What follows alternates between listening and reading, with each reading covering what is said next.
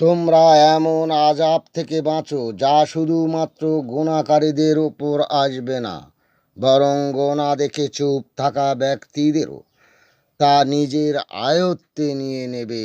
খুব ভালোভাবে জেনে নাও, আল্লাহ কঠিন শাস্তিদাতা। আল কোরআন সূরা আনফাল আয়াত ২৫। একবার আল্লাহ তার ফারিস্তাদের বললেন, তোমরা যাও, তদন্ত করে এসো অমুক জায়গায় খুব রাহাজানি ও নারী নিগ্রহ আর ক্ষুধাদ্রয়িতা হচ্ছেটা কি। ফারিস্তারা তদন্ত করতে গিয়ে দেখেন সব জায়গায় খুন রাহাজানি হটকারী ছিল, কিন্তু এমন এক জায়গায় গিয়ে দেখে এক মস্ত বড় পীর সাহেব সর্বদা এবাদাতে মগ্ন। নামাজ পড়ে পড়ে কপালে নূর পড়েছে। এমন এবাদাতকারীর গজব দেওয়া যাবে না, ওকে সরিয়ে নিয়ে তবে গজব শুরু করা যায়। আল্লাহ বললেন, ওই পীর সাহেবের উপরে গজবের প্রথম অংশ শুরু করো।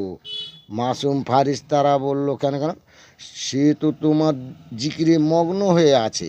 আল্লাহ বললেন, আমি যা জানি তোমরা তা জানো না। তোমরা কি জানো ওই পীর একা জান্নাতে যেতে চায়, তার আত্মীয় স্বজনকে জাহান্নামের আগুন থেকে বাঁচাতে চায় না, দেশ দশকেও নয়। ও পাপিষ্ঠ। ফারিস্তারা বললেন, হে আমাদের প্রতিপালক, আমরা আপনার আজ্ঞাবাহ গোলাম, আমরা প্রথম দিনে ওই পীরের উপর গজব দেব।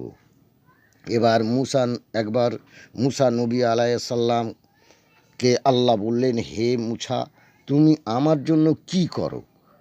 বললেন, কেন কেন, নামাজ রোজা আর জিকির আজগারে মশগুল হয়ে আছি। তো ও তো তুমি তোমার জন্য করো, না করলে জাহান্নামে যাবে সেই ভয়ে, আর জান্নাতে যাবে সেই আশায়।